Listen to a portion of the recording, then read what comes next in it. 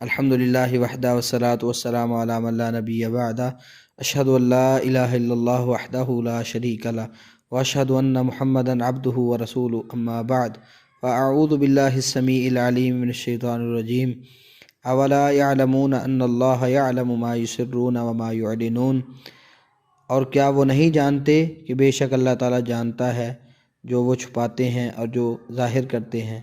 وَمِنْهُمْ أُمِّيُّونَ لَا يَعْلَمُونَ الْكِتَابَ إِلَّا أَمَانِيّ، اور ان میں سے کچھ ان پڑھ ہیں جو کتاب کا علم نہیں رکھتے سوائے چند آرزوؤں کے۔ وَإِنْهُمْ إِلَّا يَظُنُّونَ، اور نہیں ہے وہ مگر گمان کرتے۔ فَوَيْلٌ لِّلَّذِينَ يَكْتُبُونَ الْكِتَابَ بِأَيْدِيهِمْ، پس ان لوگوں کے لیے بڑی ہلاکت ہے جو اپنے ہاتھوں سے کتاب لکھتے ہیں۔ ثُمَّ يَقُولُونَ هَذَا مِنْ عِنْدِ اللَّهِ، پھر کہتے ہیں یہ اللہ کے پاس سے ہے۔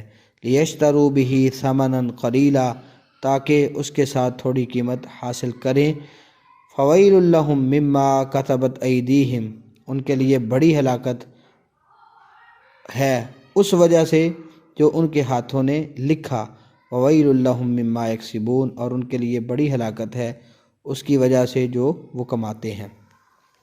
سابقہ آیات میں اللہ سبحانہ وتعالیٰ نے یہود کے حوالے سے یہ بتایا کہ وہ سارا کچھ جاننے کے باوجود محمد صلی اللہ علیہ وسلم کو نہیں مانتے، انکار کرتے ہیں، خود تحریفات کرتے ہیں، اور یہ آپس میں بات کرتے ہیں کہ ان مومنوں کے ساتھ ایسی باتیں جا کے کیوں کرتے ہو کہ وہ قیامت والے دن تمہارے خلاف حجت پیش کریں گے رب کے سامنے، کیا تمہیں سمجھ نہیں آتی؟ تو اس آیت میں اللہ تعالیٰ فرماتے ہیں کہ کیا ان کو علم نہیں ہے کہ اللہ سبحانہ وتعالیٰ ان کی پوشیدہ باتوں کو بھی جانتا ہے، جو ظاہر کرتے ہیں ان کو بھی جانتا ہے۔ اس کے بعد اللہ سبحانہ وتعالیٰ نے بنی اسرائیل کے دو گروہوں کا ذکر کیا، مختلف طبقات کا ذکر کر دیا۔ اس آیت میں جو پہلی آیت ہے وَمِنْهُمْ أُمِّيُّونَ لَا يَعْلَمُونَ الْكِتَابَ، اس آیت میں عوام کی حالت بیان کی گئی ہے۔ امی وہ ہے جو لکھنا پڑھنا نہ جانتا ہو، ٹھیک ہے؟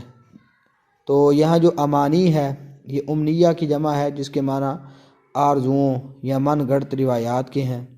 یعنی یہود میں ایک طبقہ جو عوام کا ہے اور ان پڑھ ہے، انہیں الکتاب یعنی تورات کا تو کچھ علم نہیں، مگر وہ اپنے سینوں میں بعض بے بنیاد قسم کی آرزوئیں پالے ہوئے ہیں۔ مثلا یہ کہنا کہ ان کے بزرگوں کی وجہ سے انہیں بخش دیا جائے گا، یا جنت میں صرف یہودی ہی جائیں گے۔ مختلف قسم کی خرافات کا عقیدہ اختیار کیے ہوئے ہیں۔ یہ ان کی غلط آرزوئیں ہیں یا من گھڑت قصے ہیں جو انہوں نے سن رکھے ہیں۔ یہ اللہ سبحانہ وتعالیٰ نے کہا یہ ان کے صرف گمان ہی ہیں۔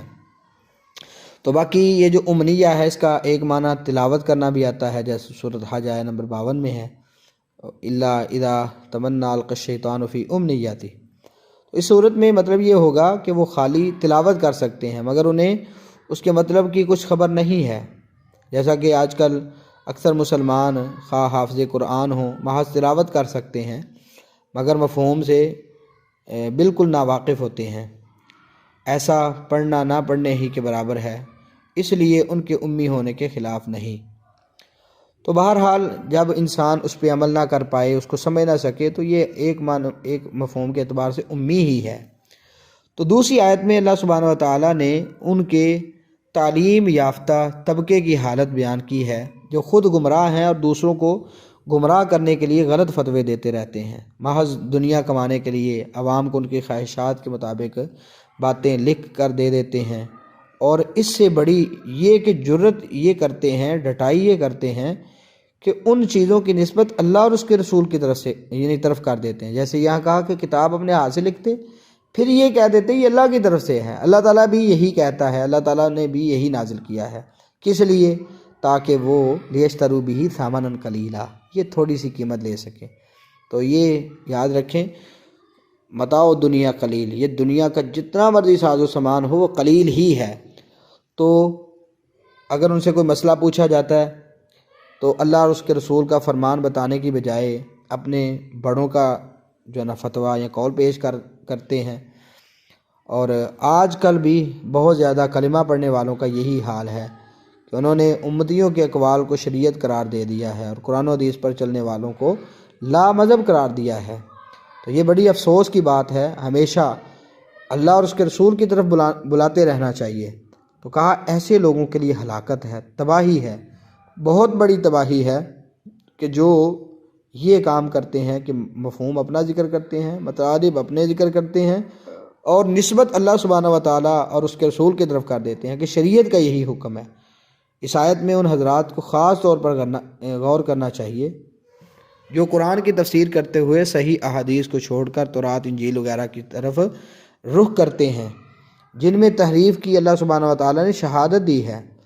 اور بائبل، آپ موجودہ بائبل پڑھ کے دیکھ لیں، اس میں انبیاء پر تہمتیں ہیں، طرح طرح کے الزامات ہیں، نعوذ باللہ، اور باہمی آیات میں تضاد پایا جاتا ہے، لفظی تحریف کا واضح ثبوت موجود ہے۔ ہم نے ایسے حوالہ جات جمع کیے ہیں اور بائبل جو ہمارے پاس نسخہ ہے اس پہ ہم نے یہ لگا بھی دیے ہیں۔ تو ان چیزوں کی طرف غور کرنے کی ضرورت ہے کہ قرآن و حدیث کے واضح دلائل ہونے کے باوجود ہمیں ان کی طرف التفات نہیں کرنا چاہیے۔ قرآن مجید کی آیات ہیں، احادیث ہیں، ان کی طرف ہمیں رغبت رکھنی چاہیے۔ جو بائبل کی باتیں کتاب و سنت کے موافق ہیں وہ تو ہم درست قرار دے سکتے ہیں، لیکن جو اس کے خلاف ہیں وہ تو کسی بھی صورت قبول نہیں کی جا سکتی، اور جن میں یہ وضاحت نہیں ہے کہ درست ہیں یا غلط، ایسی چیزوں کے بارے میں بھی ہم توقف کریں گے۔ ہم اسے منزل من اللہ نہیں کہہ سکتے، اس لیے کہ تحریف ہو چکی ہے۔ ہم مطلقاً بائبل کو باطل نہیں کہتے، ٹھیک ہے، اور نہ ہی ساری باتیں غلط ہیں، ایسا نہیں ہے، لیکن ایسا ہے کہ اس میں تحریف موجود ہے۔ تو اسی کی طرف رغبت دلائی تھی عبداللہ ابن عباس رضی اللہ تعالیٰ نے کہ اہل کتاب سے خبر کے متعلق کیوں پوچھتے ہو جبکہ تمہاری کتاب جو اللہ تعالیٰ کے رسول محمد صلی اللہ علیہ وسلم پر نازل کی گئی ہے سب سے نہیں ہے۔ تو یہ معاملہ بہرحال غور کرنے والا ہے۔ تو یہ صحیح بخاری میں ان کا یہ اثر موجود ہے 7363 پہ، شوق رکھنے والے وہاں سے پڑھ لیں۔ بعض لوگوں نے قرآن مجید کی فروخت کو ناجائز قرار دیا، ٹھیک ہے، کہتے ہیں جی فروخت کرنا منع ہے، کیوں؟ اس آیت میں ہے کہ یہ دنیاوی مقاصد کے لیے وہ اللہ تعالیٰ کے کلام کو بیچتے ہیں، ٹھیک ہے، یہ کتابوں کو بیچتے ہیں، ٹھیک ہے۔ حالانکہ اس آیت کا یہ مطلب نہیں ہے، اس سے مراد وہ لوگ ہیں جو دنیاوی مفاد کے لیے اپنے پاس سے غلط باتیں لکھ کر اسے اللہ کا کلام باور کرواتے ہیں۔ تو بہرحال یہ چیز غور کرنے والی، اللہ تعالیٰ ہمیں حقیقی معنوں میں کتاب و سنت کا عامل بنائے اور ایسے دنیاوی مفادات کی بنا پر ہمیں کتاب و سنت سے انحراف سے اللہ تعالیٰ محفوظ رکھے، ہمیشہ حق گوئی کی اللہ تعالیٰ توفیق دے اور اس پر عمل کی توفیق بخشے۔ السلام علیکم ورحمۃ اللہ وبرکاتہ۔